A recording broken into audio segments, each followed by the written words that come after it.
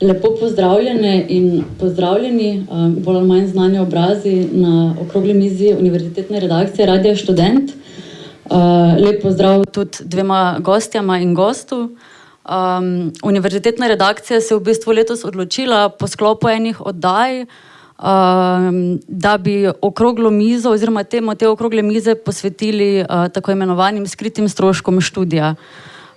In v bistvu skriti stroški študija oziroma nepredvideni stroški študija nekako seveda zahtevajo tudi neko širšo umestitev študentske populacije v trenutne družbene razmere, zato bomo govorili tudi o tem. In tako za en uvod, vsi vemo, da je študij v Sloveniji brezplačen, ampak študentko po nekih naših analizah, če temu tako rečemo, lahko hitro doletijo oziroma presenetijo finančni izdatki v obliki diferencialnih izpitov, vpisnin, terenskih vaj, različnih materialov za študij, naprimer na Akademiji za oblikovanje in pa arhitekturi. Terenske vaje pa precej stanejo naprimer na antropologiji in gozdarstvu. Stroški študija, torej ti skriti stroški študija se od faksa do faksa in pa od programa do programa lahko zelo razlikujejo. Prenekatero študentko pa lahko močno udarijo po žepu. Stroški naprimer se gibljajo tam med 100 in tudi nekaj tisoč evrov. Na tej točki lahko rečemo, da študij praktično za nikogar ni brezplačen. Na nekaterih programih pa v bistvu za nekatere programe pa v bistvu lahko rečemo, da je študentka konec koncev ne more obiskovati, ker so stroški zanjo enostavno previsoki. Torej danes smo se zbrali, da bi nekako razčlenile to situacijo in ugotovile, kako stvari stojijo, se nekako ozrle v preteklost in ocenile, kako je bilo nekoč in kaj je študijem naredila bolonjska reforma. Zdaj, za okroglo mizo smo najprej povabili prvo gostjo, to je doktorica Mirjana Ule, ki je socialna psihologinja in raziskovalka mladine. Potem je pa z nami še Jošt Vadnjal, ki je nekdanji vodja odbora za visoko šolstvo študentske Iskre in tudi povedal v študentskem svetu, tako da bo lahko še to malo primerjal danes, in je dober poznavalec sprememb v visokošolskem prostoru na splošno. Z nami je pa danes tudi najbolj na hitro Sarasvati Šaran, članica študentskega sveta Univerze v Ljubljani, ki je zamenjala Nejca Donavala, ki je sicer so ga zadržale druge obveznosti in se nam nažalost ni mogel pridružiti. Zdaj Sara ima večino uvida, mogoče malo manj pristojnosti govoriti v imenu študentskega sveta, ampak nam bo pa zato lahko v svojem imenu povedala kaj več. Tako. Zdaj, Hana, izvoli. Ja, hvala. Pa začnimo na začetku. Doktorica Ule, vi ste v bistvu tam že v 80-ih letih začeli raziskovati mladino, takrat jugoslovansko, kasneje pa tudi slovensko. In zdaj to prvo vprašanje, kako bi vi opisali takratno mladino, študentsko populacijo, morda ta poudarek lahko naredimo, in kako ocenjujete študentsko populacijo zdaj, ne? V bistvu, kakšni so ti glavni prelomi, glavne razlike, kaj je bilo takrat in kaj opažate danes?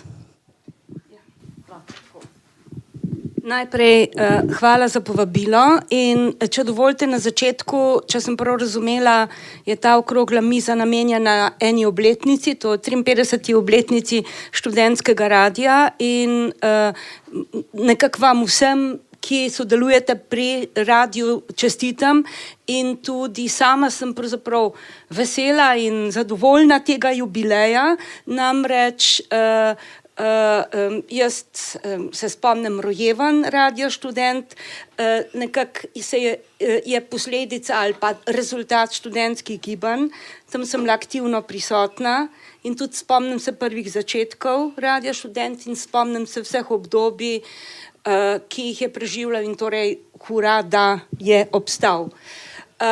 In da nadaljuje pravzaprav to nekako svojo poslanstvo, ker Radio Študent je poslanstvo. Ne? Zdaj, če me vprašate, ne, seveda, kako se je spremenilo, to je veliko vprašanje. Ne? Bom poskušala na kratko malo tematizirati, najbrž se bomo skozi vrteli okrog tega. Če me to vprašate, potem se spomnim najprej naslednjega. Omenila sem študentska gibanja. Ne? Spomnim se pa, recimo, če se spomnim, ko sem razmišljala, kaj pa danes, pa se spomnim recimo 2 večjih protestov, ne vem, a jih je bilo še kaj več, recimo protesti v Šolnini, pa protesti v minulem delu. Vem, da takrat tu lahko že naredimo neko pravzaprav razliko. Študentska gibanja so bila takrat pravzaprav zelo velik dogodek. Dogodek, ki je zelo vzbudil, pravzaprav razburkal javnost. To je bil eden prvih takih večjih civilno-družbenih dogodkov. Sred Ljubljane, okupacija filozofske fakultete, demonstracije in tako naprej. To so bili prvi taki javni pojavi. Torej, javnost in mediji so ta dogodek zelo spremljali in ga zelo tudi nekako se z njim ukvarjali. In moram reči, tudi javnomnenjske raziskave so pokazale, da je javnost takrat zelo simpatijami gledala na te dogodke. Spomnim se recimo prvih javnomnenjskih raziskav, ker sem se s tem ukvarjala. Torej prve tam nekje konec 60-ih let so rekli, mladina je in ni za zaupati, torej mladost je norost, skače čez vodo tam, kjer ni most, ampak par let potem, po študentskih gibanjih, po vseh teh rečeh, se je že uveljavila tudi skozi raziskave javnega mnenja ena druga podoba, ki so jo Slovenci dajali, torej podoba o mladih, ki bodo rešili svet, mladih, ki bodo spremenili svet in tako dalje. Na mladih svet stoji. Torej ta dva stereotipa o mladosti sta bila takrat prisotna. No, zakaj to omenjam? Zato, ker ta 2 protesta, ki sem jih zdaj omenjala, ki sta bila iz bližnje prihodnosti, sta bila pravzaprav zelo javno in medijsko zapostavljena. Torej, noben od protestov ni bil udeležen kakšne posebne strokovne razprave, čeprav dogodka nista bila in sta se smatrala kot lokalna in partikularna. Stvar nekih študentov pa neke fakultete, ki skuša uvesti šolnine in tako naprej. Pa še zdaleč nista bila lokalna in partikularna in podobne proteste srečujemo po celi Evropi. Torej, kaj je tisto, kar je značilno za ta čas, da so mladi, da so študenti obremenjeni, pa da izpostavljajo te probleme. Kaj smo mi takrat izpostavljali? Potrebo po svobodi govora, svobodi mišljenja, človekovih pravicah, enakopravnosti, rasni, spolni in tako naprej. Iz študentskih gibanj so se rodila civilno-družbena gibanja, od rasnih gibanj do ekoloških, prva mirovna, duhovna, antipsihiatrična in tako dalje. Svet je bil takrat, ampak seveda, če hočemo pravzaprav tematizirati, zakaj gre zdaj, kaj je zdaj in kaj takrat, vemo, da je mladina in študentska mladina ni nekaj samo po sebi umevnega, ampak je, lahko bi rekli, produkt in konstrukt družbene situacije, v kateri živimo. In takrat je bila družbena situacija, če bi jo na kratko omenili, taka, da je svakog dana v svakom pogledu sve bolje in bolje. Skratka, mi smo rasli v svet, kjer se je vse odpiralo. Nenadoma so se, poglejte, za 70 letih, na začetku 70 let je bilo 15% študentk na univerzah. Kmalu se je ta procent povišal na 50%. Skratka, bile so enormne spremembe. Zdelo se je, da je vse mogoče in da smo mi nosilci sprememb in da mi lahko vse naredimo in vse spremenimo. Prostor je bil zelo odprt, službe. Recimo, naš problem je bil, da smo se utepali služb. Recimo, moj problem je bil, kako reči, tam ne hvala, jaz ne rabim vaše štipendije, ker imam to štipendijo ali pa ker me fakulteta ponuja možnost nadaljnega študija, ne, hvala šola, ne morem. Recimo, moj partner, vem, da je bil matematik in filozof in ker sva imela tako nizke dohodke kot asistenta, je recimo rekel, dobro, pač sem filozof, pa sem na filozofski fakulteti asistent, s tem dohodkom ne morava preživeti, tudi takrat nismo mogli, tudi takrat nismo imeli take sijajne razmere. Ampak bile so možnosti. Zdelo se je, da bo vsakog dana v vsakom pogledu sve bolje. in je telefoniral zares, na razne srednje šole po Ljubljani, če bi mu dal kakšno honorarno delo, kamorkoli je telefoniral, posod bi dobil. Ne? Razumete? Torej, tako taka velika potreba po kadrih, po diplomiranih kadrih in tako naprej bila. To je bilo značilno. Pa še nekaj, namreč študentsko mladino je tedaj obdajal, bi rekli, nimbus nečesa posebnega. Če so bile stvari take odprte, vedno boljše. Potem smo bili mi nosilci, študentje, nosilci nečesa drugega, razvoja, posebnega. In zdelo se je, da je univerza svojska življenjska šola, ki oblikuje identiteto, ki nam daje jasen vrednotni okvir, ki profilira vkus za kulturna doživetja in dosežke, ki artikulira politično pripadnost, ki pravzaprav vzgoji večjo toleranco do različnosti, do različnih življenjskih izkušenj. Skratka, to je bilo značilno, ne, za tisti čas. Ne. Torej, študentsko življenje je bilo zelo zanimivo, ne? In nihče nas ni silil nobene točke, tudi nihče nas ni silil, da se mora hitro končati, ne? Študij, skratka, to je bilo značilno. No, kaj pa danes, ne? Kakšne razlike so pa danes, ne? Skratka, danes torej je študentsko, torej je mladina ali pa študent, je prvič kvantitativno, mi smo bili kot generacija, ki je nadomestila tisto generacijo, ki je bila utrujena ali pa osramočena od vojne, razumete, ne?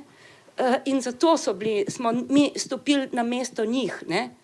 Vi pravzaprav, torej ni bilo treba ubiti očete, da smo na njihovo mesto stopili. Kaj pa vi danes? Vi danes pravzaprav stopicate, ne? Vaša prihodnost je negotova, ne samo vaša, družbena prihodnost je negotova. Pravzaprav ve se, da bi bil treba veliko brati, vse, ne? Ampak kam, kako, kdo?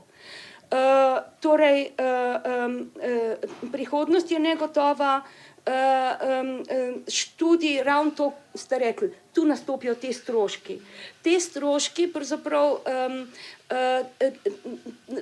vedno bolj pravzaprav sporočajo na simbolični ravni tole. Študij je vaš problem in kvečemo problem vaših družin. Ne? Torej, mi vam sicer damo mesta, ne? Ampak vaš problem je, kako boste skočili in tako naprej. Ne? Skratka, to na nek način globoko vpliva na življenjske usmeritve študentske mladine in pravzaprav ustreza spremembam v globalni družbi. Danes veliko ljudi nadaljuje študij zaradi tega, ker nimajo druge možnosti, ne? Za delo. Študentsko življenje je izgubilo prizvok privilegiranosti in posebnosti. No, skratka, no, in k tej kritični podobi, da takoj dam, dodaja svoje še bolonjski proces, ki se je izkazal kot orodje marketiniziranja univerzitetnega študija, podrejanja univerze logiki kapitala. Z bolonjsko reformo univerza postaja podjetje. Ne? Podjetje, ki sledi logiki profita, kapitala, kjer so študentje pravzaprav na ravni današnjih delavcev, ki niso nobeni subjekti proizvodnih procesov in povsem odvisni od delodajalcev. Skratka, ta proces spreminja visokošolsko izobraževanje v neke vrste akademski tekoči trak, ki odpravlja univerzo kot mesto za oblikovanje identitete in za samo definicijo mladih ljudi. In jo spreminja v šolo, kot tako. To postaja šola, kjer morajo študentje zgolj redno slediti določenim učnim potekom, končati študij v določenem času, če imajo podporo družine, bojo potem tudi lažje prešli iz študija v delo. Skratka, družinske podpore so bistvene. In ne samo to, namreč še nekaj, pa bom kmalu končala, da ne bo moje predavanje ratalo iz te ure. Če je bilo za vstop na univerzo, za študentski čas, včasih značilno, da briše medrazredne razlike. Ne? Mi smo brisali medrazredne razlike, veste s čim že? Z oblačili, s kavbojkami. Ne? Mi smo uniformirali, mi smo pravzaprav homogenizirali, uniformirali se, zato da brišemo medrazredne razlike. Kaj se pa danes dogaja?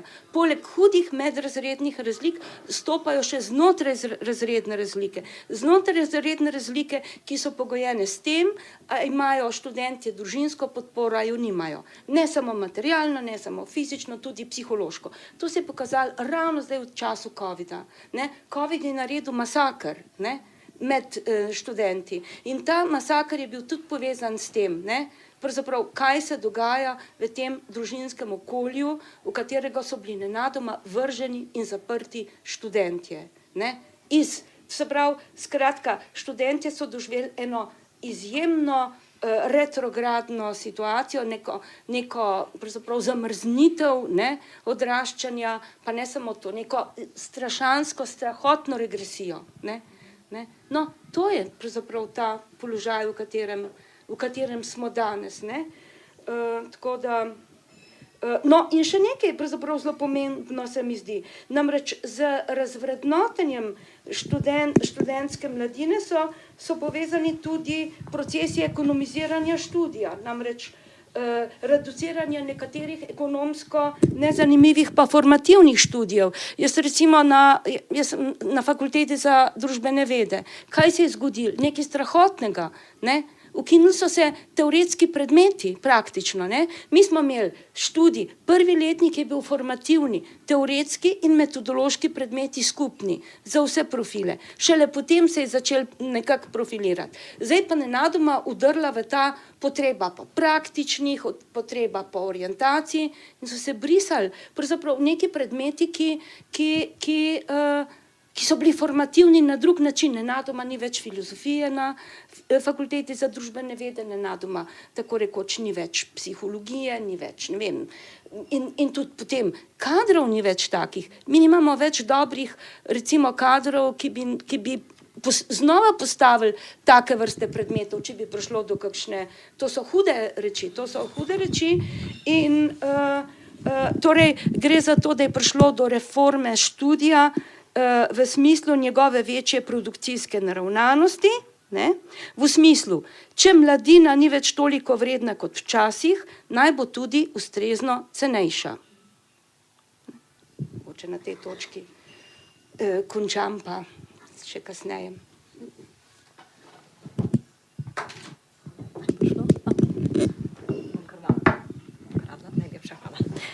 Ja, torej zdaj smo malo začeli že s tem procesom bolonjske reforme, ki je pač ključen za spremembe, ki so se dogajale skozi leta.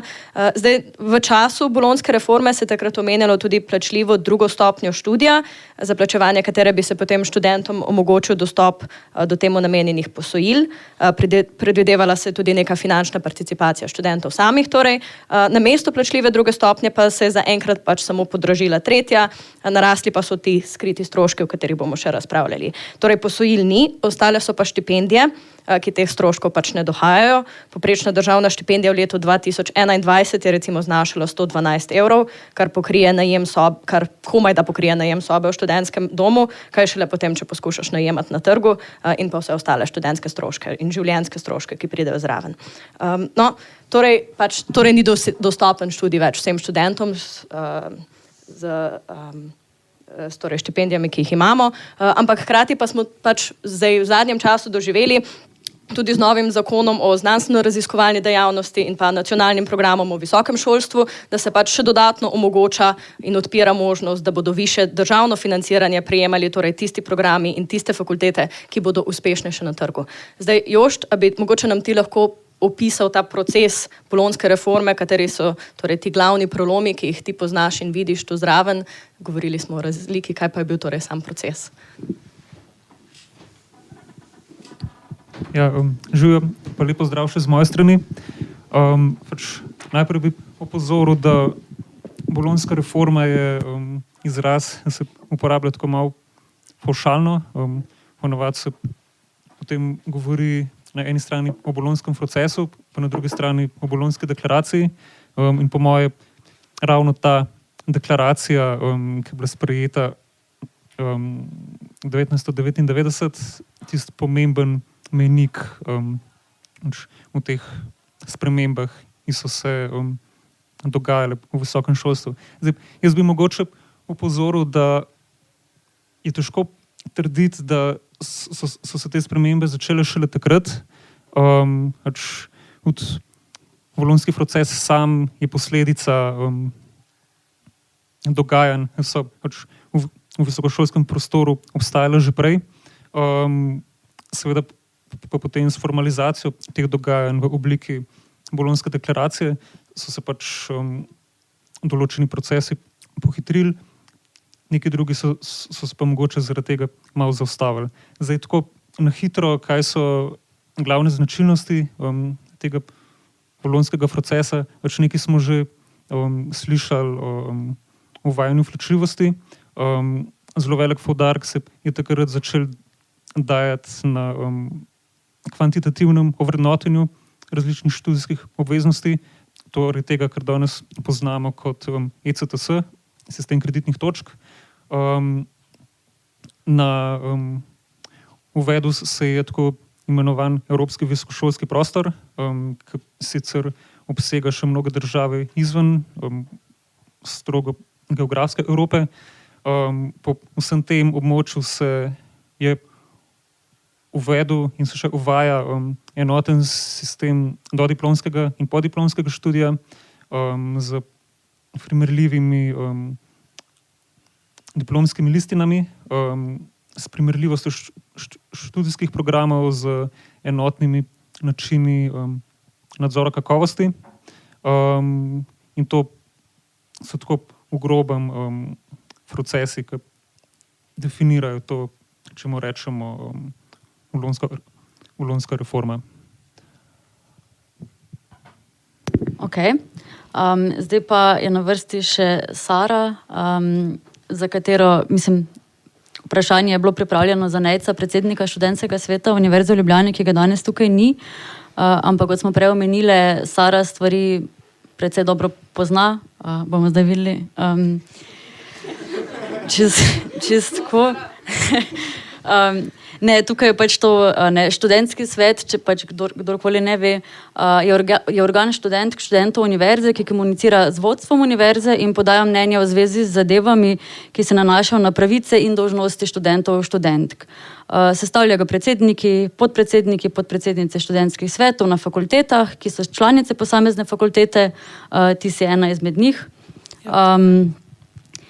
In zdaj mogoče čistko vprašanje, če bi lahko odgovorila, torej, kaj se trenutno dogaja v študentskem svetu Univerze v Ljubljani ali pa tudi na ravni fakultete, torej v tem primeru filozofske fakultete, mogoče s poudarkom, če se dejansko dogaja kaj okoli teh skritih in tudi bolj odkritih stroškov študija in tudi na splošno, kaj študentski svet trenutno počne.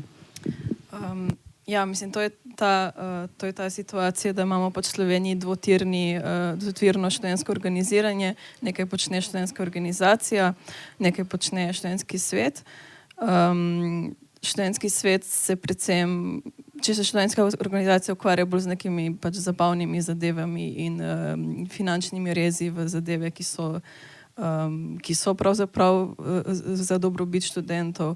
Se pol študentski svet ukvarja bolj z nekimi birokratskimi aspekti, torej predvsem z vprašanjem pač samega študijskega procesa, pa pač kakovostno izvedbo tega študijskega procesa.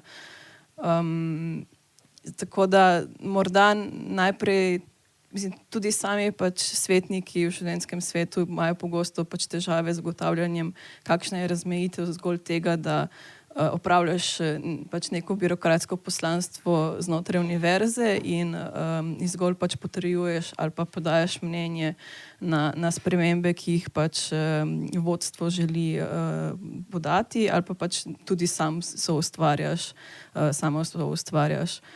ta sam proces, pa pač podajaš neke predloge za spremembe.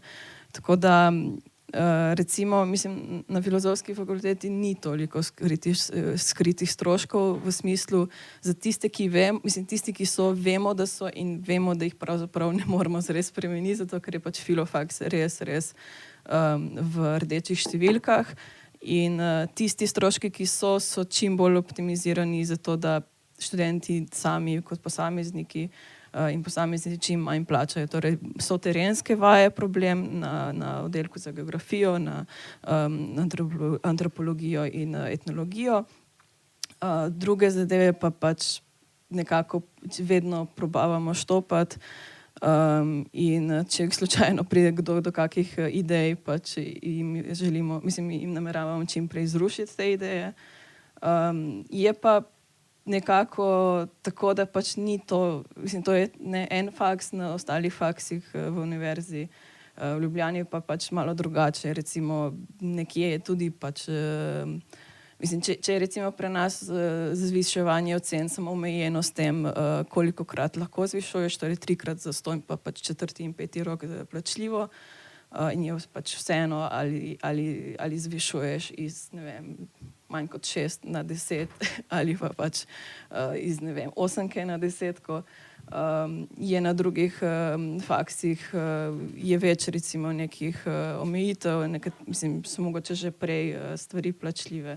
Predvsem pač problem je v Univerzi v Mariboru, kjer je v bistvu vsako zviševanje plačljivo. Pa tudi predvsem je problem to, da v študentskem svetu, recimo kaj ŠSUL, zelo poredko tako zares vemo, kakšna je situacija pri ostalih. Ponavadi na samih sejah ugotovimo, ne vem, pride do neke aktualne situacije, zdaj je bila zviševanje ocene v Mariboru, ki je potem dobilo nek odmev in šele na podlagi tega dogodka so se ljudje začeli spraševati, kako pa je sploh na ostalih faksih. Mi smo bili prepričani, da je pač naš faks tako merilo vseh ostalih faksov v tem študentskem svetu. In ostali so tako, ja, mi smo tudi mislili, da je tako. In očitno pač ni. Tako da, ja, to je neka dinamika v ŠSUL. Sicer pa ne bi rekla, da se pretirano načrtno ukvarjamo s tem, ampak je bolj posledica tega, kdaj pride do nekega pač dogodka v javnosti, na katerega se je primerno odzvati, oziroma na kakšne spremembe strani vodstva, na katere se je treba odzvati in tako naprej. Ponavadi zgolj pač se opravljajo neke tekoče naloge, in je v bistvu to tono.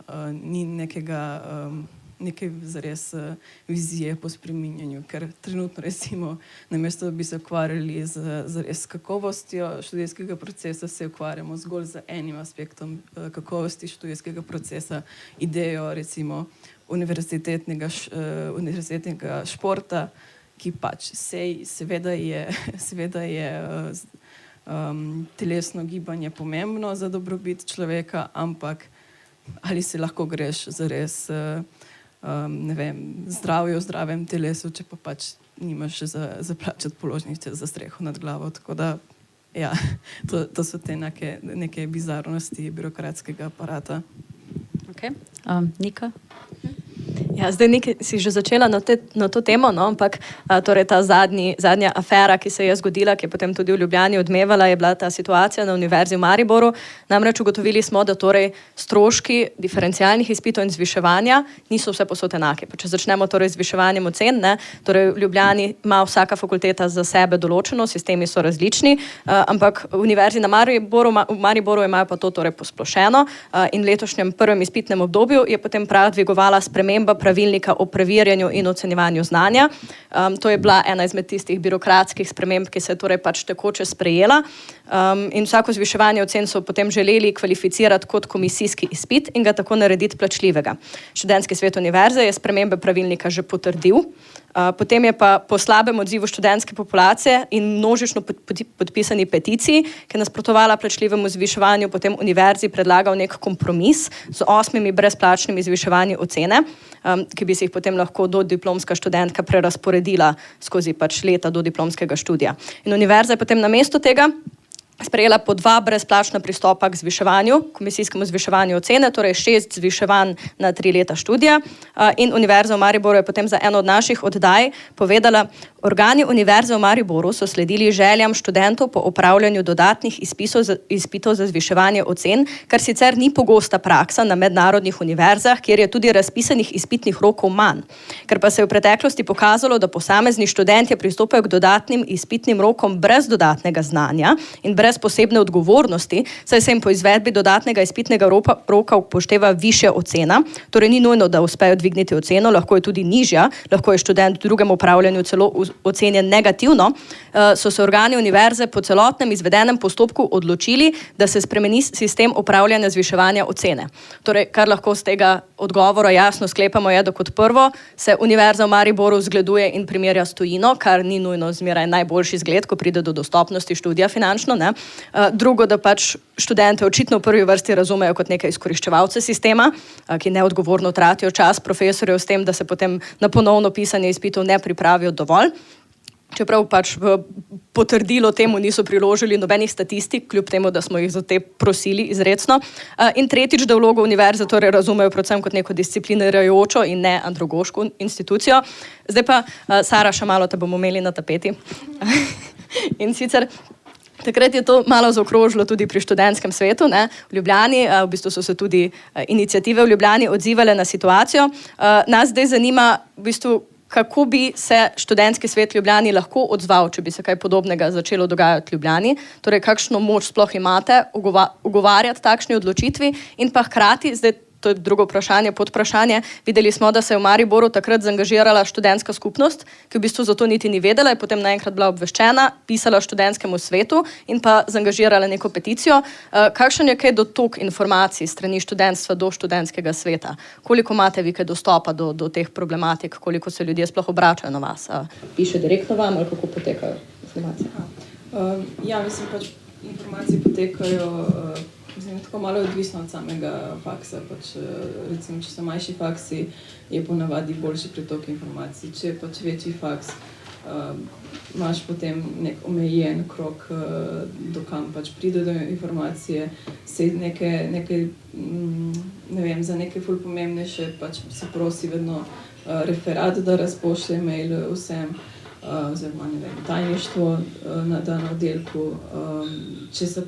Kako se pa grejo za neke pač minorne zadeve, se pač samo da, ne vem, na socialna mreža, ne pač neka komunikacijska občila tega organa. Drugače pa je v bistvu dolžnost vsakega svetnika, da je v kontaktu z študenti študenti, ki so ga izvolili, torej ne vem, da se organizirajo ali predstavniki letnikov ali da se organizirajo kakšne, ne vem, razprave in tako naprej. Tako da so neki mehanizmi, kako pač prijeti do ljudi. Ampak, mislim, obene se pa seveda definitivno dogaja, mislim, to, da, mislim, predvsem pač morajo biti podatki dostopni, kdo je v študentskem svetu, zato da ravno ne to, da se zgodi, da ti lahko pišejo tvoji sošolci in sošolke, so študenti, če imajo kakršenkoli problem, če imajo kakršnokoli vprašanje. Pa ne vem, mislim, tako, na filofaksu je seveda ta dotok informacij tudi tako zelo razproščen, ampak se poskuša tudi pač preko tutorjev doseči precejšnje število ljudi takrat, ko so neke stvari pomembne, ne. Ampak drugače, če se povrnem k temu vprašanju, kaj je s financami, ko se pač neke stvari ko se take stvari sprejemajo, pač če se študentski svet ne strinja z spremembami financ, ki vplivajo na študente, lahko to zaustavi. Ker, mislim tako, čisto konkretno, mi bomo zdaj morali na naslednji seji študentskega sveta Filozofske fakultete sprejemati pač se seznanjati oziroma sprejemati mnenje glede financ za geografijo, če se strinjamo z z ceno, ki so jo postavili za terenske vaje. Tako da, ne, če se ne bomo strinjali, pač lahko to zablokiramo. To je bil tudi pač primer Maribora, pač oni so se strinjali. Zakaj so se strinjali, ne vem, mogoče pač niso samo odprli tistega dokumenta, ker je pač ful problematično. Tako da, če pa imaš pač operativen študentski svet, ki pa ne, se poglobi v zadeve, potem seveda lahko ustaviš. In če pa nimaš operativnega študentskega sveta, pač je pomembno, da imaš operativno, mislim, da imaš močno študentsko skupnost, ki hitro skoči v zrak in pač pokliče na odgovornost predstavnike, ki bi jo morali predstavljati. Okay. Jošt, bi še mogoče ti podal komentar okoli te konkretne situacije, ki pač nam je bila vsem dosti šokantna ali nenavadna, da se je zgodila, torej to plačljivo zviševanje ocen, če se ne motim, je cena za posamezni izpit bila je zdaj 67 €, kar res ni zanemarljiv strošek, pa že na splošno, tudi če je bil manjši, je stvar dosti neprimerna in pač simptomatična. Tako da ja, nek komentar ali pa tudi mogoče, ne vem, spominjanje za nazaj, čistko stališče. Mislim, ena stvar, ki je kle očitna, je toliko razmišljanja, ki ga je opravilo vodstvo univerze. Se pravi, množično zviševanje ocen je problem, ampak krivda na strani študentov in študentk in to se bo zdaj reševalo z zagroženo denarno kaznijo. Ker pač plačljivo zviševanje dejansko je to. Če bi hotel s to prakso narediti jasen res, bi lahko zviševanje preprosto prepovedali, ampak se verjetno zavedajo, da bi glede na ustaljene prakse poučevanja na univerzi v Mariboru imeli lahko to zelo nepredvidljive posledice. In zdaj smo v situaciji, kot smo pač že prej slišali, da je skrb za opravljanje študija tudi po tej finančni plati, kot se prelaga na študente in študentke in s tem tudi na njihove družine, če si to lahko privoščijo. Univerza se pač v tem primeru na nek način znebi odgovornosti za pogoje študija, ki jih v dobri meri ustvari tudi sama. Vsem bi mogoče rekel, da je sicer vprašanje, zakaj do tega zviševanja ocen prihaja. Pač ponovadi to ni odraz ravno dobrega študijskega okolja. Nočem sicer zdaj iskati krivcev prav na strani konkretnih izvajalcev ali pa na strani študentov in študentk, ampak kot rečeno, pristop Univerze v Mariboru v tem primeru je predvsej v logiki kaznovanja pa nagrajevanja. No. In odziv študentske peticije v tem primeru je bil po moje pričakovan in mislim, je tudi pohvalno, no, da so se študenti in študentke v Mariboru v tem primeru odzvali. Ni pa to seveda prvi tak primer. Navsezadnje se lahko spomnimo na Univerzo v Ljubljani, kjer je pod rektorjem Ivanom Svetlikom recimo se na podoben način in s podobnimi argumenti zmanjšalo število izpitnih rokov. In takrat smo bili ponovno lahko priča o tem nekakšnemu kompromisnemu predlogu. Se potem spomnim, so ga nekateri študentski svetniki predstavljali kot dobro rešitev, čeprav v osnovi poslabšal pogoje študija za študente. No. Tako da Univerza v Mariboru se je naredila zelo slabo sliko v javnosti, ampak še zdaj pa ni to edina inštitucija, kjer se te stvari dogajajo. In tudi lahko vidimo, da odgovori na v bistvu podobne probleme, pač tako rečem, v splošnem kakovost študija, so zelo podobni na različnih inštitucijah. Ok. Ja, sej tudi, ko se zdaj vmes omenil, čemu je namenjeno to zviševanje ocen, po nekih naših informacijah in tudi nekih premislekih, ocene morajo, če pač prvič ne uspe dovolj v redu zviševati, predvsem tisti študentje in študentke, ki na primer potrebujejo povprečje za ohranjanje Zoisove štipendije. Ne. In po nekih izračunih, kakorkoli pride do tega, da eno leto študentka dobiva Zoisovo štipendijo in Zoisovo štipendijo porabi za to, da Zoisovo štipendijo pridobiva še naslednje leto. Ne. Mislim, da je malo pretirano, ne gre celoten znesek letne štipendije zdaj v to zviševanje ocen.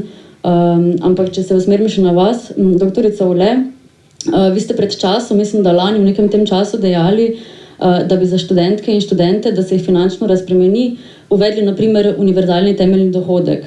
Verjetno s tem niste imeli v mislih tega, da bi se s tem krili stroške zviševanja ocen, tako da lahko nek komentar okoli tega še. Hvala. No, zdaj, jaz tudi predlagam, zdi se mi, da je okrog teh skritih stroškov, o tej ideologiji skritih stroškov treba še kaj reči, oziroma razmisliti, namreč. Ne vem, nekdo je omenil, mislim, da je ena od dva je omenila, da pravzaprav je zanimivo, da so ti skriti stroški imajo neke vrste disciplinirajočo funkcijo. No, spet bom jaz nekako, sem tukaj najbrž kot ena zgodovinska oseba in primerjam iz tam preteklosti, ne. In imam spet eno predstavo o tem, kako se je ta odnos nekako spreminjal. Ne? Poglejte, ko sem jaz študirala, oziroma še potem, ko sem tudi že začela jaz poučevati, je bil ta odnos, vse te nekako stvari, ki so zdaj birokratizirane in se jih skuša še ovrednotiti finančno in v breme študentov, so bile stvar dogovora med študentom in izvajalcem. Pravzaprav nekako nam je bilo, mi smo imeli pravico in možnost, da se študentom dogovarjamo. Ali pride, ali popravlja, ali pride enkrat, dvakrat, trikrat, petkrat, se spomnim enega študenta, ki je bil pri meni 13-tič na izpitu, in je rekel, ja, enkrat se bom pa že naučil, ampak jaz se učim, ko hodim na izpit, Ampak to sva se mi dva pomenila, to je bila najna stvar, Hočem reči, moja stvar je bila, a jaz na to pristanem, a ga razumem, in tako naprej, Čeprav ne mislim, da sem imela malo, jaz sem imela 700 študentov. Predavanja moje v prvem letniku so bila v kinu Bežgrad nekaj časa, In skratka, nisem imela tam 30 študentov, ki jih bi z lahkoto, recimo, preverjala. No, skratka, najprej je bil to stvar odnos med profesorem in študentom. In to se mi zdi, da je pravi tip univerze. En tak Humboldtovski tip univerze, kjer smo vsi nekako eni partnerji v tem, razumete, ambientu, do neke mere posvečenem znanju, učenju, izzivanju. Tudi pravzaprav včasih so bili, namreč, no, da ne bom zašla. Skratka, to je bilo takrat do tega, da se je začelo to birokratizirati, recimo omejevati, vnaprej določiti, kar je bilo tudi meni nonsens, omejiti, kolikrat lahko študentka pristopi k izpitu v enem letniku in tako, do tega, da se zdaj skuša to finančno še nekako vrednotiti in vršiti na bremena študentov. Poglejte, kako gre pravzaprav to korak s to pravzaprav grobo neoliberalno kapitalsko logiko. In konec koncev, torej to je eno, in drugo, ta disciplinirajoča funkcija, udariti študenta po žepu, ki je prazen, ker ta žep je prazen. In je to pravzaprav nonsens. Torej uvesti šolnino kot nek disciplinirajoč ukrep, ki je tako kot recimo, ne vem, delavec, ki ne opravi dovolj ur, mu bojo zmanjšana plača in tako naprej. Samo tlele ne gre za lastno plačo. Skratka, izjemen nonsens je. In predvsem na to disciplinirajočo, abstraktno, neosebno, brezosebno vlogo tega bi bilo treba, na to bi se bilo treba osredotočiti. No, zdaj, to, kar pravite, kar sem napisala, namreč, jaz mislim, da bi bilo, da če hočemo, in jaz se tudi strinjam tem, kar je nekdo omenil ali vaje, da ni dobro se vedno po tujini zgledovati. Bolonjska reforma je pravzaprav na nek način ta kapitalski vdor, recimo mene to spominja na ameriški tip univerze, tudi tam sem bila, pa vem kako je. Delitev na elitne, običajne, če ne zmoreš na elitne, če nimaš toliko denarja, greš na tiste, ki nimajo nobene vrednosti in tako naprej, ne. In to recimo, ne, to na nek način se prenaša s temi vsemi oblikami, tudi to plačljivost, ne, namreč to poskušanje, ne, ker konec koncev, to je pravzaprav podobno, to je na nek način umiranje socialne države na obroke, ne. Tako kot v zdravstvu, ki se nekako tihotapi, koliko plačati, pa koliko zastonj, pa privatno zdravstvo, tlele tudi, ne, koliko javne šole, pa kakšne, pa ta konkurenca privatnih, skratka, to je na nek način konec te, ne samo socialne države, pravzaprav tudi konec države, ker država temelji na socialni državi, ne? Če ne so korporacije, če ne je kapital, ki obvladuje svet. No, skratka, to se mi zdi zelo pomembno. Ampak tisto, kar se meni zdi, da bi bilo nujno treba začeti razmišljati o tem, kako preusmeriti študente k študiju. Oziroma še nekaj, no? Če se mi vrtimo okrog ocen, pa se vrtimo plačljivost ocen. Potem pravzaprav je univerza, tako kot je že osnovna šola in srednja šola, pravzaprav središčena okrog ocen, ne. In ko to postane, je pravzaprav res žalostno. Spet imam jaz ta spomin. Ko sem jaz začela v 80-ih letih predavati tam, ne, v 80-ih letih, jaz sem vedno, ko sem šla v predavalnico, razmišljala, a sem spregledala kakšen članek, ki je v kakšni reviji, a je kaj novega izšlo, kakšna knjiga, ker me bojo sigurno študentje vprašali, a ste prebrala to, kaj mislite o tej teoriji, kaj mislite o tem avtorju in tako naprej. Do tega, da potem, ne, recimo tam v letih 2000 do naprej, pa rečem, ima kdo kakšne pripombe, ne, kakšen komentar, ne, dvigne roko, a je to treba za oceno, ne, kaj bo za oceno. Skratka, se potem sprevrže ta pogovor, ki je bil prej živ, razumete, ne, tak egalitaren, ker študentka je prišla s tem, da je rekla, ste prebrala to knjigo, to te piše, jaz se ne strinjam z vami, ta avtorica pa drugače misli. In je bil tak pogovor in to je pravo. Tukaj se razvija pol strast do znanja, strast do razmišljanja, razumete, do dialoga, to je to, ker univerza mora biti dialog, mora biti pogovor, mora biti ustvarjanje, skupno ustvarjanje novih znanj, novih vednosti, ne pa ocene, lepo vas prosim, ne, razumete, ne. Ocena je pol tisti nus produkt, ne, in jaz sem bila žalostna oziroma najbolj vesela, če sem imela krasno publiko, pa sem rekla, ne, hočem reči, ni problem, ne, polovici razreda 10 ali pa predavalnice, ker so res krasni, ne. To se mi zdi problem. No in zdaj, torej, če hočemo študente preusmeriti nazaj k študiju, k razmišljanju, k znanju, spoznavanju, ne, je potem seveda treba razmisliti o ukrepih, ki bojo to omogočili, no. In tukaj se mi zdi, prvi ukrep je, hočem reči, osamosvojiti študente, ker kaj smo zdaj naredili? Privezali jih na družinsko korito, ne? In naredili pravzaprav tako obrnjeno Gaussovo krivuljo. Nekaj mladih, kariernih, odličnih, z odličnimi ocenami, če ne bo pa oče plačal, pa bojo šli 5-krat delati, ne? Razumete, ki jim je kariera že naprej določena, ne? In vrsto tistih, ki nimajo možnosti, ne? Najbrž ni štipendija sam Zoisova, najbrž je tudi kakšna kadrovska, ali ne vem, ne? In so tudi tam najbrž važne ocene, ne? To pomeni ocene za to, da sploh dobiš in preživiš, ne? No, skratka, najprej osamosvojiti študente. Kako študente osamosvojiti? Torej, to eno, in drugo, priznati študij kot eno kreativno dejavnost, ne? In študente ne narediti kot ene, kako bi rekla, kako se že reče tistim zajedavcem, ne, družbenim zajedavcem, ne, ampak jih narediti kot vredne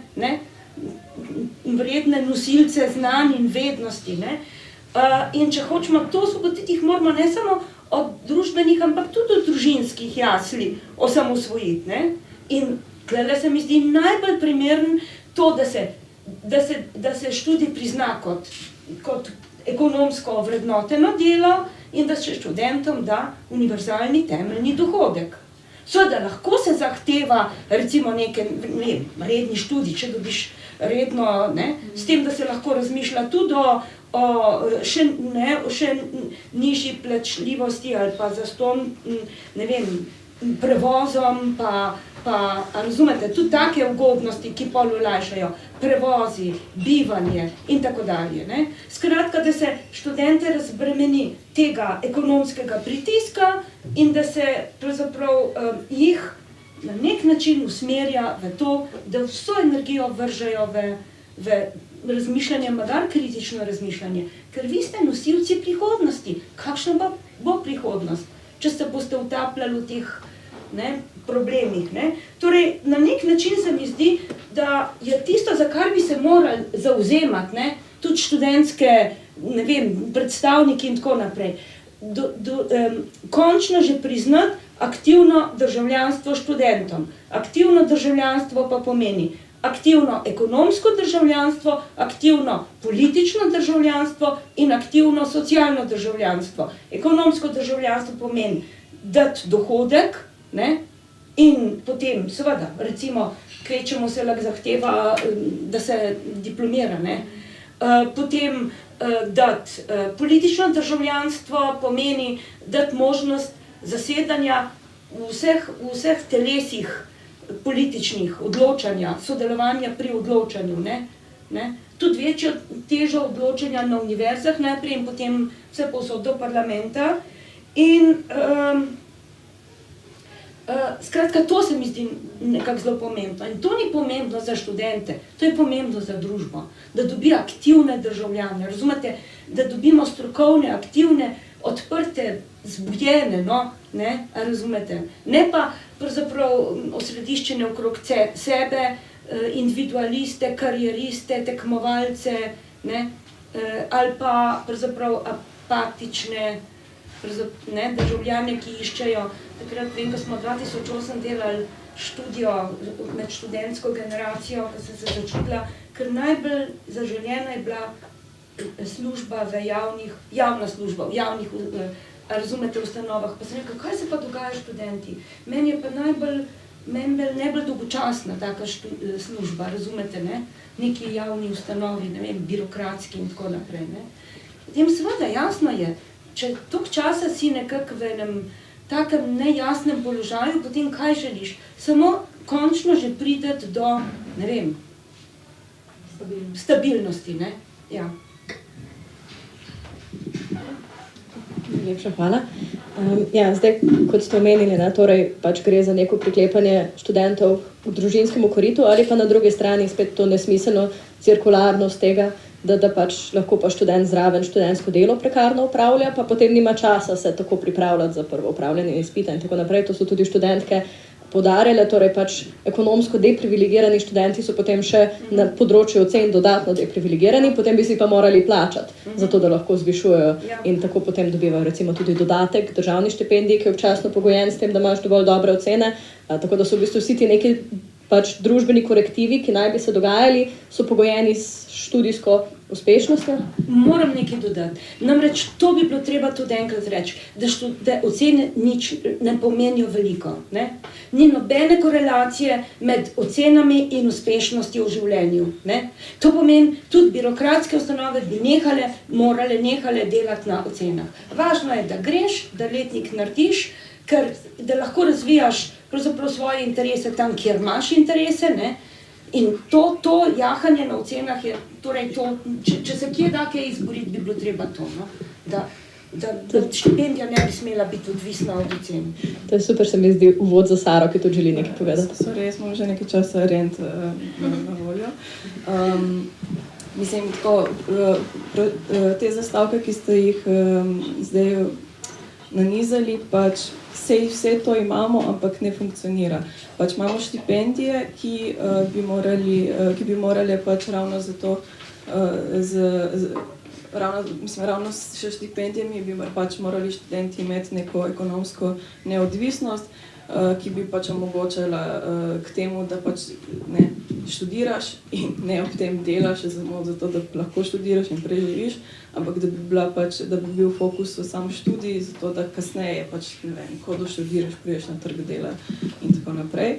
Ampak so štipendije prenizke, od 2017 niso bile usklajene z realnimi življenjskimi stroški, za prve 2 oziroma 3 dohodkovne razrede se pač sploh ni zviševalo, samo se je dodajalo ta zgornje, ko so bili tako, v bistvu se tudi tisti, ki so trenutni zdajšnji srednji razred, pa tudi rabijo štipendije, brez da bi se pač vprašali, da mogoče pač srednji razred pač pada, ni problem pač dostopnost štipendij tudi za srednji razred, ampak pač očitno pač najnižji razred sploh si ne morejo nič pomagati z štipendijami, ker pač niti strehe nad glavo si ne morejo pokriti. Problem je, da se od 2006 ni gradilo študentskih domov in so tisti, ki so dotrajani, stanarina se viša, letos se bo za voljo usklajevanja z višanjem stroškov energentov zvišali še za približno 8 evrov na mesec, tako da še to nas čaka. Drugače pa mislim tako, sej neke subvencije za pač prevoz obstajajo, ampak tudi to ni najboljše. To, kar pa je neka politična participacija, pa glejte, mislim, študentski svet, recimo študentski svet ima neko participacijo znotraj rektorske konference, ta rektorska konferenca pa pač MIZŠ jo lahko povozi, če se mu to zazdi. ŠOS, torej Študentska organizacija Slovenije, pa ima malo večjo moč, ampak s čim se ukvarja ŠOS? En zakon so sprejeli, tako je ZUP so sprejeli, ki pač res minorno vpliva na dobrobit študentov. Sej pač ene stvari so v redu, ampak pač to je bilo tako, epidemija je bila kolaps sistema, folk so izseljevali iz študentskih domov in ravno zaradi tega se je zgodila degradacija. In ŠOS, kje je bil? Ne vem, ukvarja se s tem, da pač ŠOS dobi največ keša in zaradi študent ni. Tako da, pač imamo stvari, ki ne funkcionirajo. Recimo svet zavoda ŠDL ima pač recimo samo enega študentskega predstavnika. Večina ljudi, ki je tam v tem svetu zavoda, so pač ljudi, ki jih zanima samo pač kapital. In zato pač imamo situacijo, da se stanarine viša, da se akademski kolegi bo septembrom zaprlo, zato ker je pač dotrajana stavba in nimajo denarja, da bi popravili stvari, ki pač so nujne in da bi se ukvarjali s tem, zakaj se novih domov ne gradi. Tako da, mislim, predvsem se mi zdi, da je najbolj smiselno premisliti ta zastavek, kje dobiti pač politično moč, kako jo zahtevati in kako si jo izboriti stvari, ki nam pripadajo in pač ne funkcionirajo. K temu se bomo še vrnili, super smo zdaj razvili debato, ampak tako, da bomo pokrili to, kar smo rekli, torej skrite stroške, da predebatiramo še ostale, da se ne samo ustavimo pri zviševanju cen.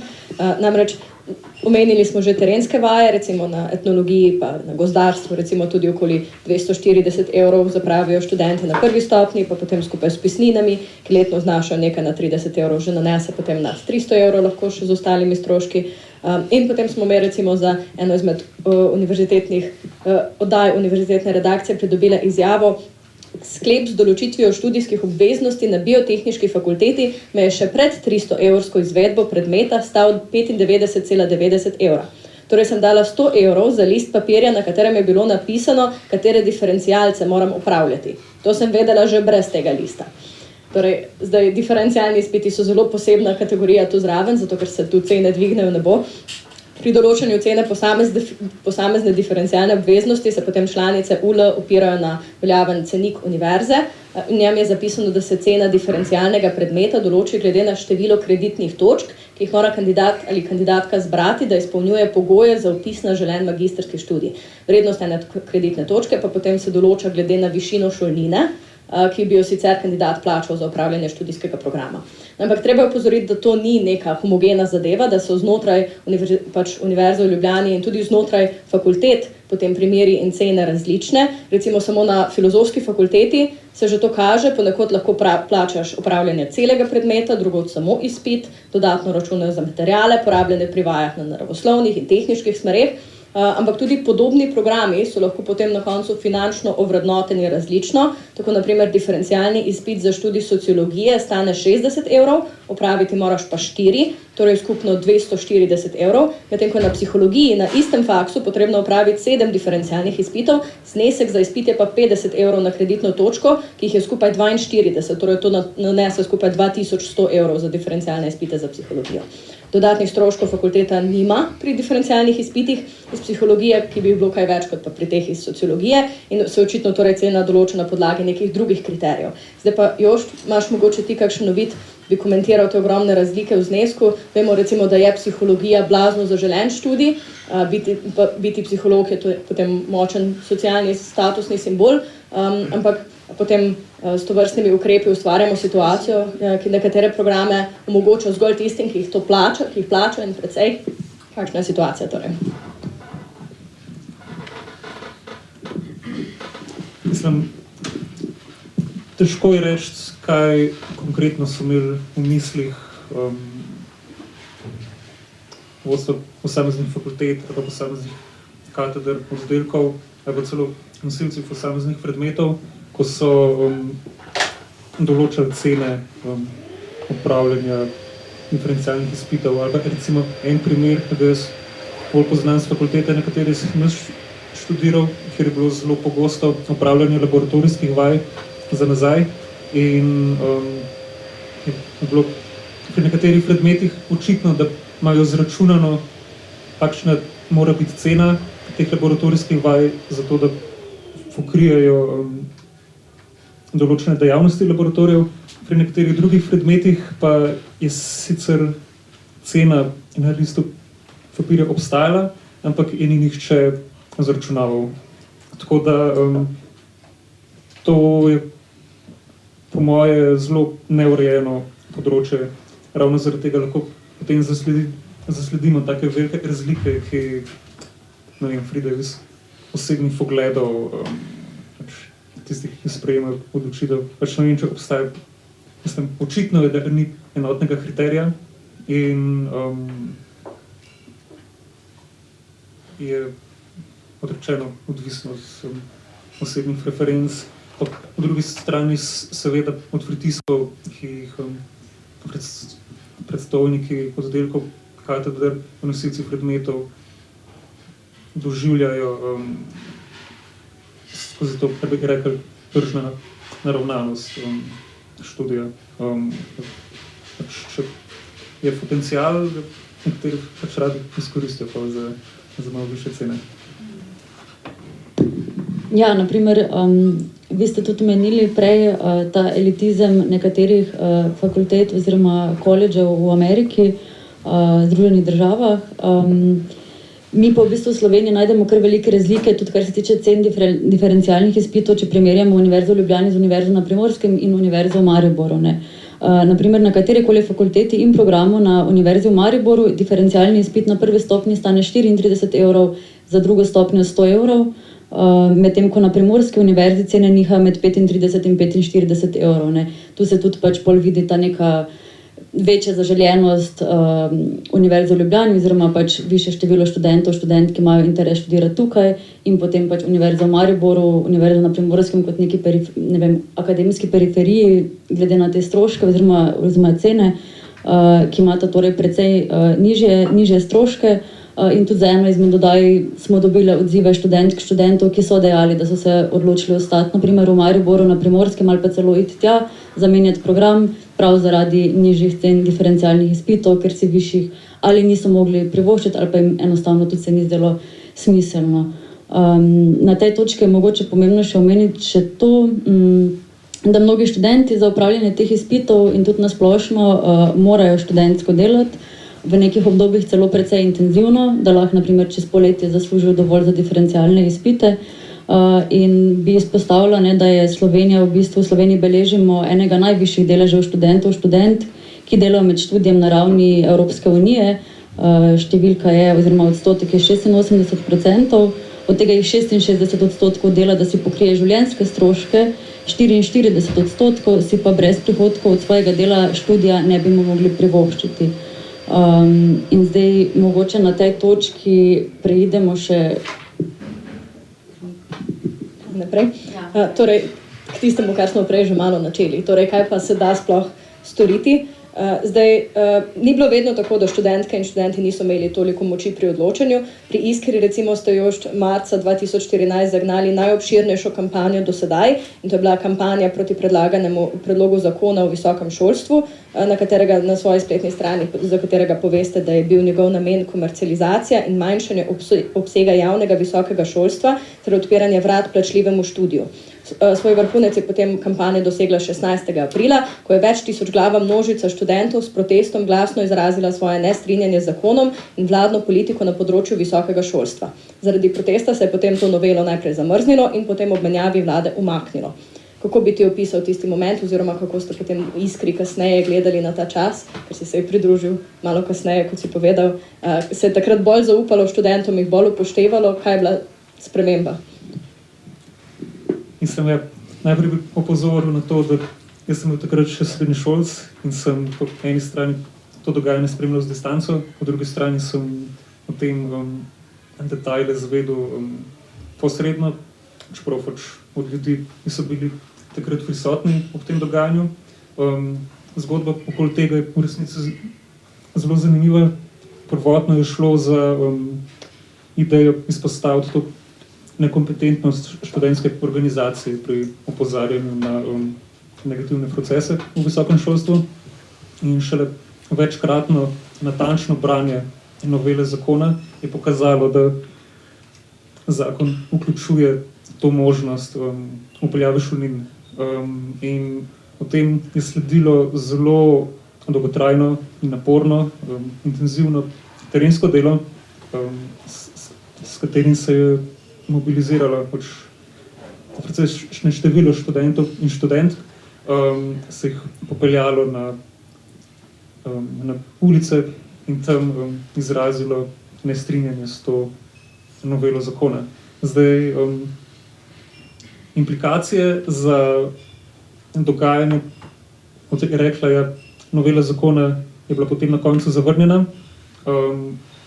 Hkrati je takrat stranka, ki je vodila Ministrstvo za izobraževanje, prejela precejšen udarec v javnomnenjski podpori, ker je se ravno skozi vsebino tega zakona med ljudi razširilo zavedanje o neoliberalni naravnanosti te stranke.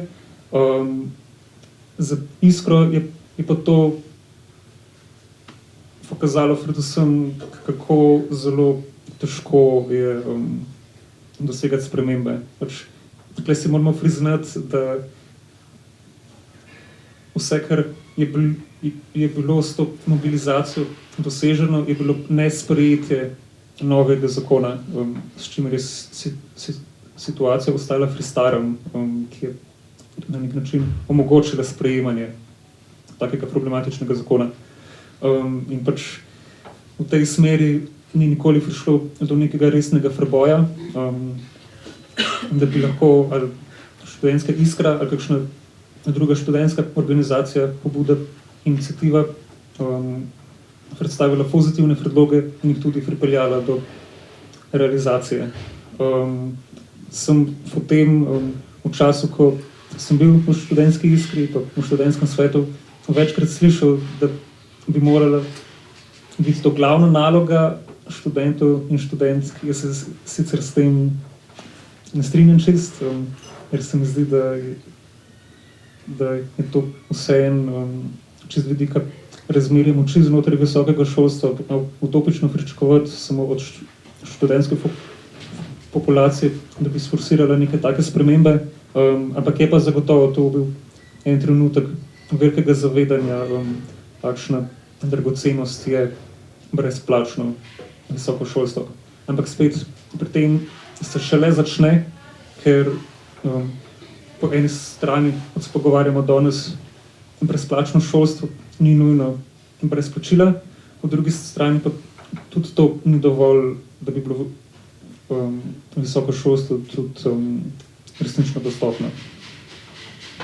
Tako, jaz sem zdaj želela nadaljevati s dvema primeroma optimističnega pogleda, torej pač kaj se je še kaj uspelo dosežiti, pa vidim, da vse ustreza tvoji analizi, da torej se je samo ustavljalo negativne spremembe, ne pa uveljavljalo karkoli, kar bi popravljalo stanje, ki je zdaj. To je zelo veliko, ne vem, zakaj je potrebno se, To je pa tudi res, ja. Potem imamo ves čas kaj delati, če pač samo ustavljamo takšne pobude.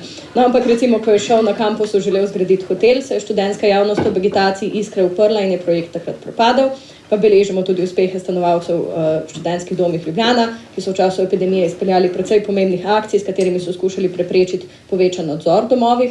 Sara, ti si bila tudi del tega, lahko še o tem kaj poveš. Bi te pa v imenu študentskega sveta predvsem vprašala tisto, kar si prej že malo načela. Torej, kakšna pa je potem sploh vključenost v procese rektorata Univerze v Ljubljani? Koliko moči pa imate na kaj takega vplivati ali pa uveljavljati kakšne takšne spremembe? Zdaj, recimo, takrat je ko je bil izvoljen rektor dr. Gregor Majdič, je študentski svet posebej komentiral točko večje vključenosti študentov v delovanje Univerze v Ljubljani in ste povedali, da toplo pozdravljate, ker je pomembno, da smo študenti vključeni in slišani. In me zanima, a ste kaj v kontaktu bolj redno, kot je bilo to prej, če imaš mogoče kakšno primerjavo, a imate formalno moč, da vplivate na stroške študija, imate vtis, da ste upoštevani? Vključenost študentskega sveta je pač, to se dogaja, ampak se mi zdi, da je precej na podobni ravni kot prej. Ne bi rekla, da je kakorkoli povečana. Ampak je pa na univerzi definitivno večja moč študentov kot pa v študentskem svetu stanovalcev v ŠGL. Tam je precej bolj vidna ta nemoč študentske populacije, zato ker tudi če recimo ŠSS nekaj predlaga, lahko pač uprava in direktor to povozijo. In mislim, tako moje izkušnje, jaz nisem v ŠSS, jaz sem samo stanovalka, ampak ker sem v bistvu, pač, ko je bil lockdown, sem doživljala to, da so me hoteli deložirati, zato ker nisem spadala pač med ozko zamejene izjeme, kategorije izjem. Je pač, moja izkušnja je, da pravzaprav pomaga samo medijski pritisk, torej pač pritisk javnosti. Takrat je bil pač medijski pritisk edina stvar, ki je omogočala dostop do javnosti, zato smo pač to počele in počeli. Je drugače pa pri študenskem svetu univerze pa je ta neka vpetost pač je precej večja, ampak večinoma je tudi tam precej z lahkoto preglasovana, če so pač apetiti drugačni. Torej, nujno je, da je študentski predstavnik pravzaprav v vsaki komisiji, ki je pač na univerzi, ampak je to samo en predstavnik, ponavadi je mogoče 2 predstavnika. In zato tudi tako težko je potem v imenu, da en predstavnik v imenu celotne študentske populacije pač izreka neke zadeve, ker je tudi pač, težko ugotavljati, kaj so študentske potrebe. Marsikdo tudi tega uvida nima ali pa ne zmore neke refleksije. To se mi zdi za izpostavljanje. V času volitev je takrat bilo potem tudi nekaj govora o prorektorju študentov ali študentki. Se ti zdi, da je kakšna možnost, da se kaj takega še uvede, torej zaenkrat tega še ni? Zaenkrat tega ni, mislim tudi ni se nič obujalo to idejo. Sicer nimam v glavi, da bi to Majdič postavljal, mislim, da je to bolj Lukšič, ki pač ni dobil volitev. Drugače pa, ne vem, ne zdi se mi, da bi to kakorkoli zares spremenilo to neko razmerje moči, ali prvi vrsti vseeno, ali to vlogo opravlja, ne vem, študentka prorektorica ali ne vem, pač predsednik študentskega sveta. Bolj je pomembno, da se sploh odpirajo neke problematike znotraj univerze, pač recimo, da bi se bolj aktivno pač ukvarjalo ne s kakovostjo študija zgolj skozi ta nek birokratski proces samoevalvacij, ampak z vprašanjem, ne vem, vsi rešujemo pač te ankete, ankete pred in po izpitih, ampak vprašanje je pravzaprav, kaj pravzaprav s temi anketami, ki so vezane na redne profesorje, ker pač na redne profesorje ne moreš zares vplivati več, ne moreš jim onemogočiti napredovanja. Kako tistim profesorjem podati nek feedback na njihovo nekakovostno ravnanje. To so recimo tudi neka vprašanja, ki se pač ne odpirajo zato, ker se ves čas opozarja na njih, ampak je to neka Pandorina skrinjica, ki je pač nihče noče odpreti. Ok, zdaj smo na tej točki že pred nekim zadnjim krogom te današnje razprave. Zdaj mogoče sem, Sara, bi še ti dodala čisto kakšne predloge ali pa čisto neke osebne ideje, ki jih imaš okoli tega, s čim bi se moral študentski svet ukvarjati, če ne, mislim si tako že veliko zdaj povedala, če ne nadaljujemo naprej, ampak tako, če imaš karkoli, da te žre ali tako. Ja, mislim, meni je bilo definitivno najbolj pomembno vprašanje pač kakovostnega študija. Recimo, ne vem, to, kar je bila moja nek oseben fight, je pač definitivno to, da je študijsko okolje lahko zares kvalitetno, samo če je varno, torej, da se prepreči, pa da se vzpostavijo tudi mehanizmi za preprečevanje spolnega nasilja. Tako, to je recimo neka stvar, ki se drugače ne bi zgodila in ne bi prišlo do sprejetja pravilnikov brez aktivacije pač kolektiva rezistenca. Tako da to je recimo en aspekt kakovostnega študija, en je pač ta vprašanje, kaj narediti z rednimi profesorji, ali jih lahko kakorkoli opozoriš na njihovo slabo ravnanje, če ni to tako zelo, zelo grozno, da ga moraš prijaviti na disciplinsko komisijo. Kaj z neko umestno, ki odpirati neko umestno polje sploh razprave in pogovora o kakovostnem študiju. Tako da, to, mislim, definitivno je ogromno zadev za govoriti. Je pa tudi tako tendenca univerze očitno gre v smeri, da se pravzaprav vrtinči v tem nekem svojem statusu quo. Imeli smo januarja ali februarja neko javno razpravo o visokem šolstvu, kjer se je pa govorilo samo o koncesijah zasebnih zavodov, basically. Pač nič drugega ni bilo. Bil pač nek niz ugotovitev, ki tudi niso bile specifične. Javno šolstvo je zelo, zelo pomembno, ne vem, temu omejevati zasebno šolstvo, ampak je bilo samo za ugotavljanje, to obstaja. Kaj pa s tem, ali imamo kakršenkoli odnos do tega, ker obstaja, pa ni bilo zares rečeno. Ob tem pa smo seveda imeli nek plaz anekdot Janžekoviča, pač tega Lunija iz NIZŠ-ja. Tako da, ne vem, mislim, mogoče je vseeno dobro štart, pač odpiranje nekih razprav, zato da sploh lahko, da s tem ponavljanjem, kaj so problemi, da mogoče na tak način sploh kaj dosežemo, no.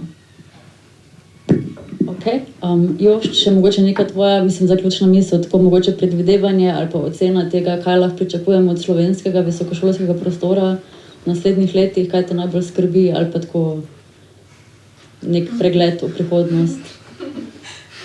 Lahko čisto kratko. Mislim, mene skrbi vse. Tako da, ampak za začetek recimo se bom navezal na omembo gospoda Janžekoviča, ki mu je bila dana specifična oznaka. On recimo profesor na Univerzi v Mariboru. Tako da in tudi zdajšnja ministrica za izobraževanje in najverjetnejše bodoči minister za izobraževanje in predhodna ministrica za izobraževanje in še cela vrsta pred njimi, vsi prihajajo iz kvote slovenskih javnih univerz, večinoma z Univerze v Ljubljani. Tako da ta reprodukcija stanja na nek način je očitno zelo močna, očitno na neki točki se je razvilo zelo močno zavedanje, v katero smer naj bi slovensko visoko šolstvo šlo. In pač za začetek zdaj ugotavljamo, da se s tem zavedanjem, s to usmeritvijo ne strinjamo. Zdaj, kaj lahko kle naredijo študentje in študentke? Pač prva ugotovitev, po mojem mnenju, mora biti ta, da večina jih študij še zmeraj zaključi po par letih. Pač lahko to traja malo dlje, ampak na neki točki se bo študij zaključil. In iz lastne izkušnje lahko rečem, da v trenutku, ko se konča z glavnimi obveznostmi, se zelo hitro izgubi stik z dogajanjem in se je potem zelo težko odzivati na aktualne stvari, ker te pač potegne v neka druga področja. In z tega vidika je recimo ravno študentska Iskra se soočala s tem problemom, da v času, ko si je začela ustvarjati podporno bazo študentkami in študentki, je ta podporna baza s študijem zaključila in se razkropila po delovnih mestih. In z tega vidika bi bilo takrat treba začeti vse znova, ampak se ni, ker se tudi v študentski Iskri zgodilo to isto. Prišli so neki popolnoma novi kadri in recimo sem rekel, kako močna je reprodukcija nekega mišljenja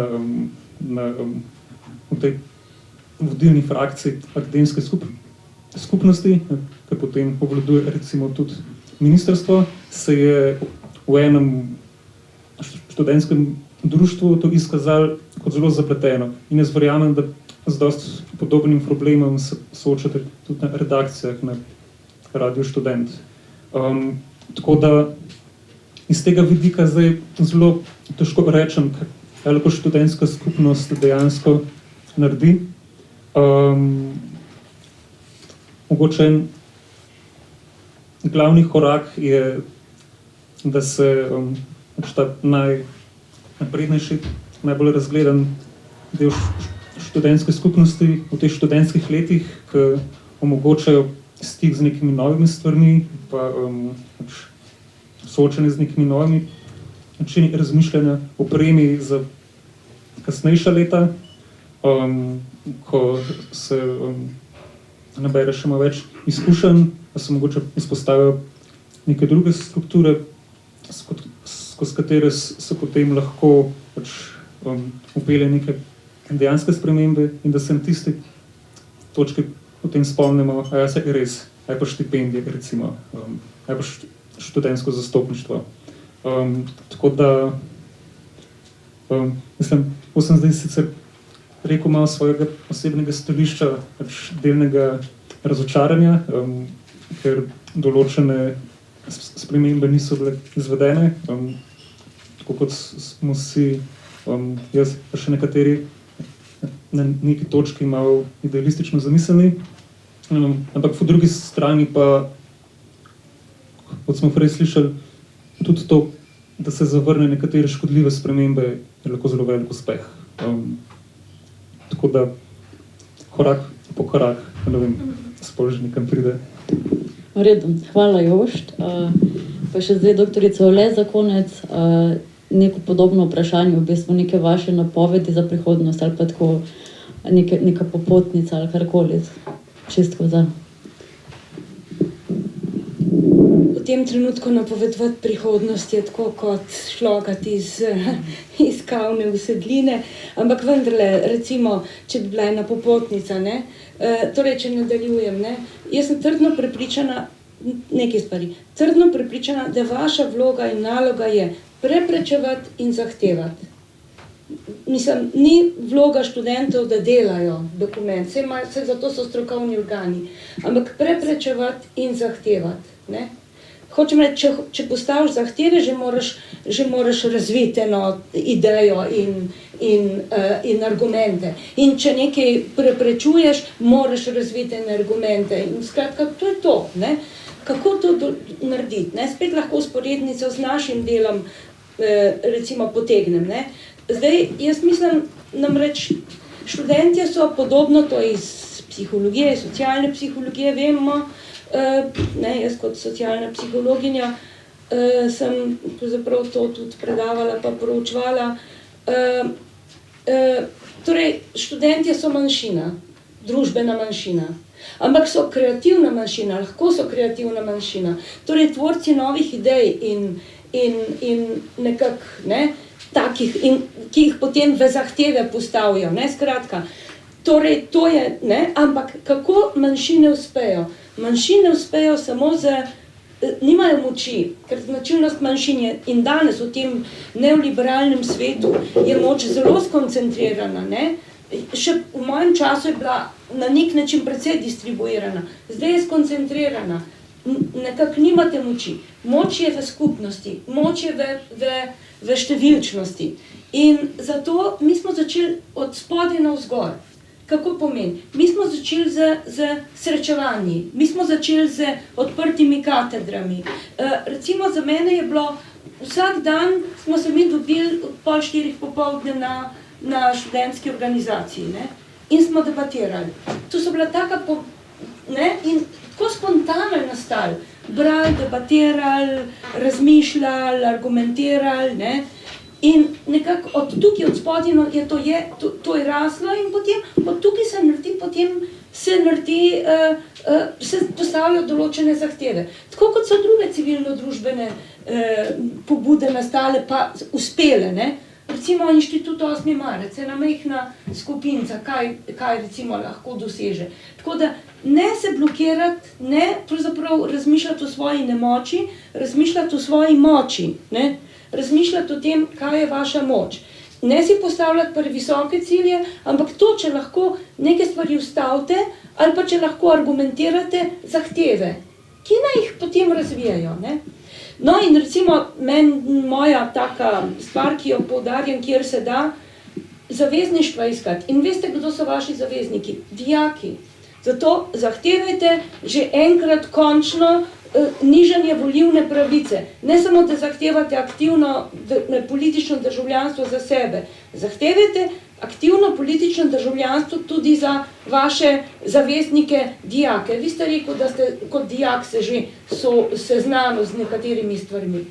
Mislim, dijaki so vaši naravni zavezniki. Dajte povezati se in vi ste pravzaprav res lahko nekako v tem smislu množični. In končno naredite nek udar tam na tistem šosu, pa recimo nekaj spremenite, da bo to pravzaprav res postala neka udarna, nekak študentska skupnost, ne pa neka skupnost mladih podmladkov, karieristov in tako dalje. Ne vem, kako to lahko toliko časa gledate.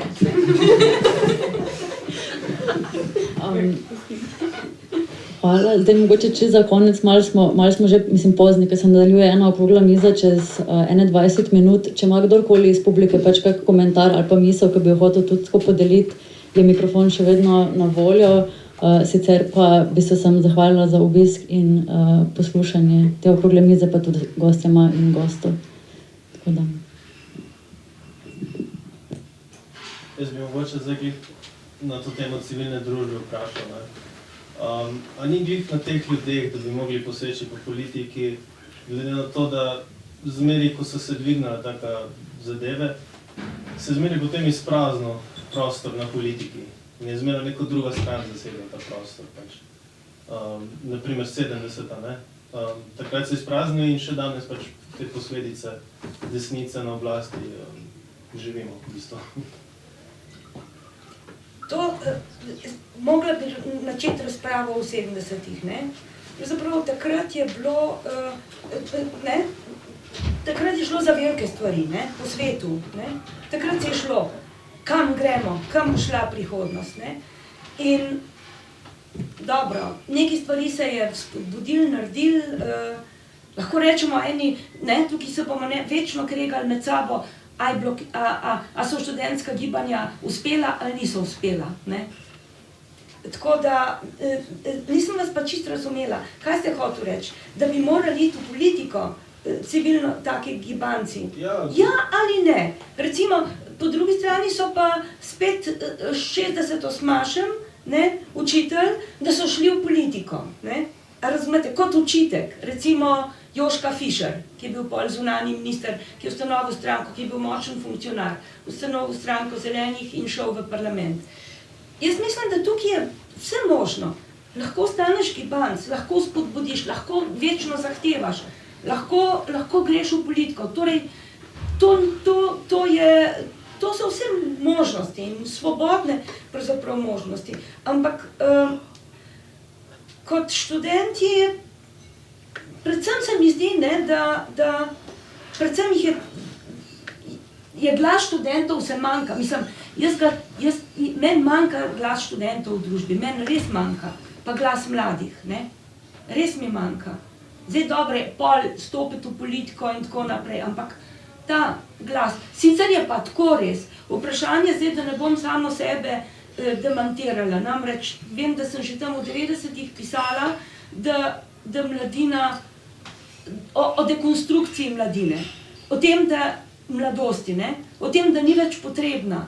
Namreč študentska gibanja so bila praktično zadnji veliki upor mladih proti odraslim. Vse drugo, družbena gibanja so bila pravzaprav starostno, niso bila več diferencirana. To ni bila več. Lahko so bili mladi začetniki, ne, nekega gibanja, pol so se pridružili pa vsi ostali. Tako da pravzaprav na nek način tudi vprašanje, če je potrebno tako generacijsko gibanje, ampak ravno pri študentih, ravno zaradi tega, o čemer smo danes govorili, zaradi tega kriznega stanja, ne, akademskega, ne, bi bilo treba, da se aktivira ta del, ki je preveč tiho, ne, ker konec koncev eno so stroški, ne, kot smo zdaj ugotovili, prikriti, pa pravzaprav ta na nek način socialna diferenciacija, ne, nekako vedno manjše možnosti za nekatere, ne, recimo, ne gremo v podrobnosti,